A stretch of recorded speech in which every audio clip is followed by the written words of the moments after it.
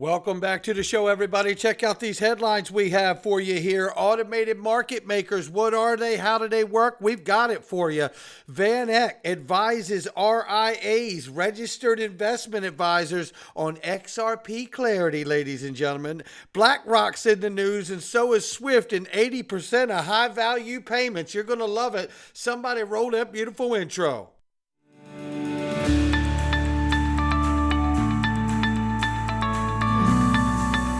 Digital Perspectives with Brad Kimes. Come on in.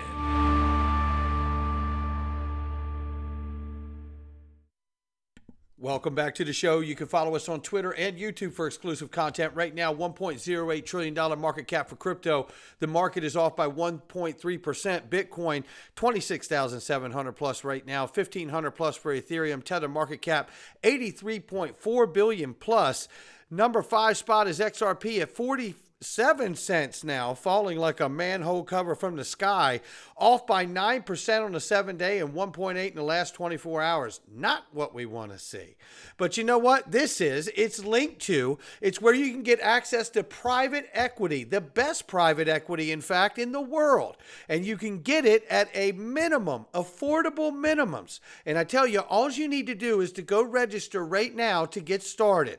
They have changed the game over at Link2. It is no longer just for the ultra wealthy. With these new affordable minimums, you won't believe the opportunities that exist on this platform. Right now, Ripple is available, but that window is closing, ladies and gentlemen, and so many other great opportunities. And you can buy Link2 private equity as well, which is already announced they're going public in the near term. So don't mess around. Click the link to the sponsor and take advantage of the opportunity. Here we start with Paul Grewal here, who has been a target from Coinbase of SEC. Ripple and all of us as XRP holders certainly know about this. Wishing them the best. He says today the SEC provides the court-ordered update to the Third Circuit in Coinbase's mandamus, action. Yesterday, the SEC staff made some kind of recommendation to the commission related to our rulemaking petition. That's it.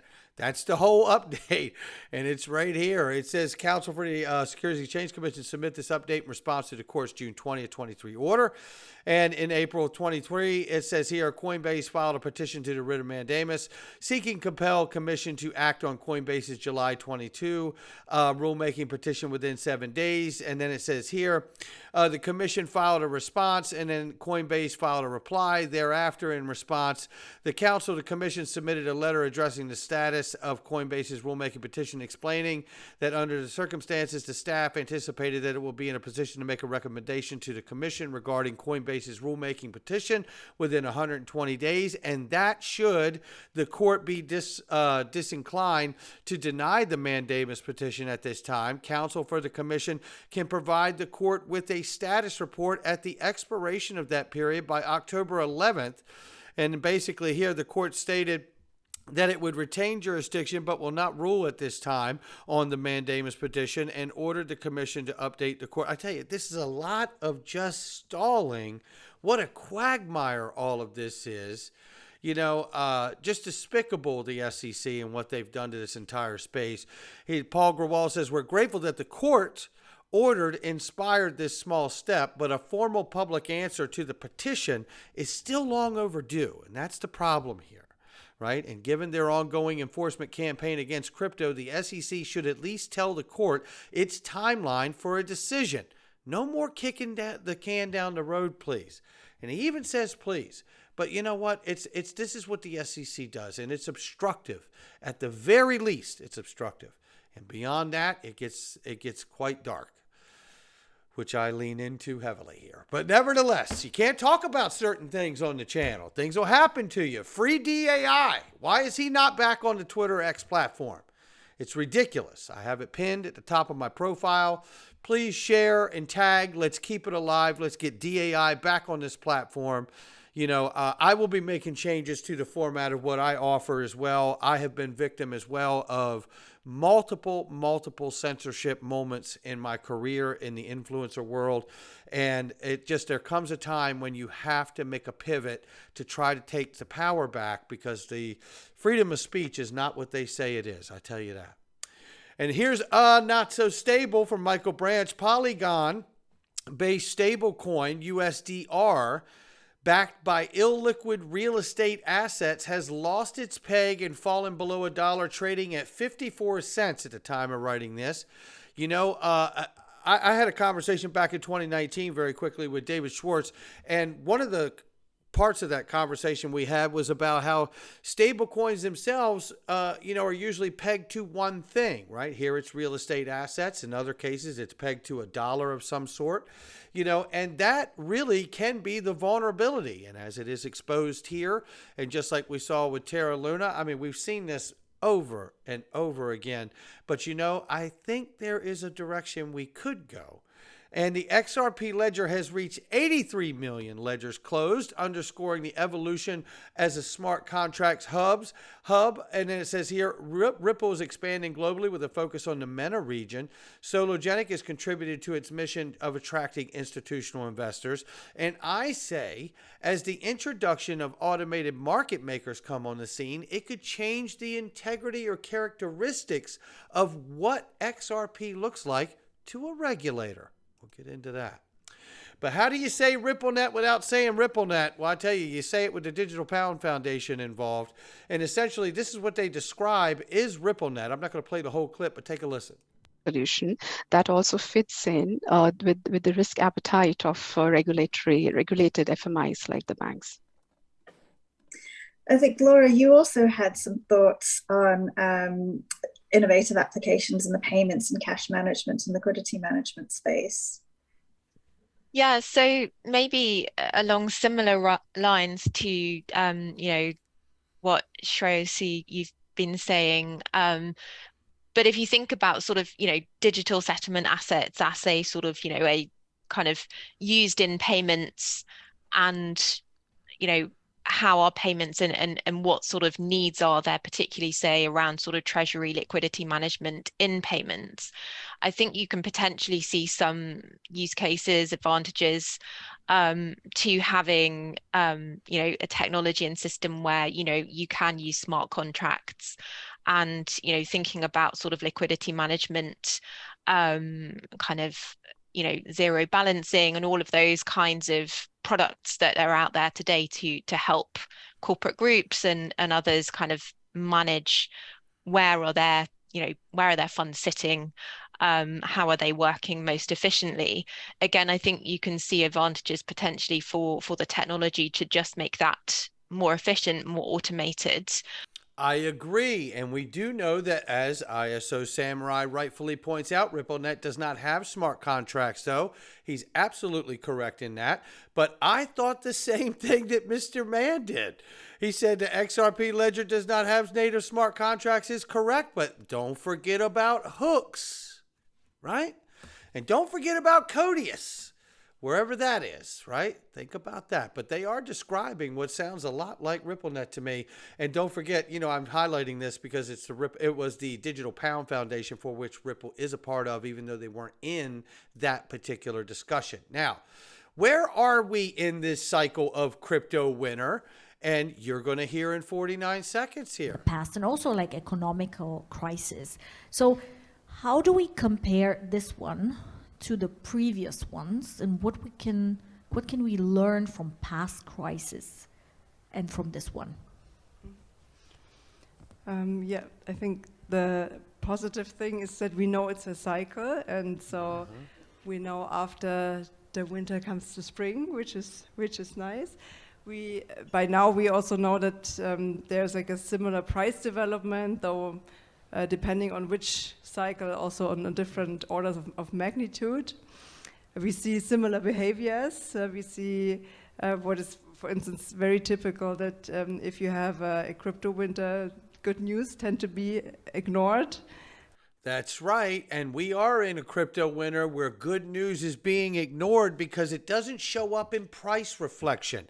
And what a mistake and short-sighted approach that is to this market, I believe. And here we see here, just to show you very quickly here, 80% expected by November 2023. Cannot wait till 2025. No major changes expected there. Shout out to Let's Do It. And basically what he's talking about here, if I could just get you to this, it basically says, according to the SWIFT statistics, over 80% of the banks plan to use ISO 20022 format by November 2023.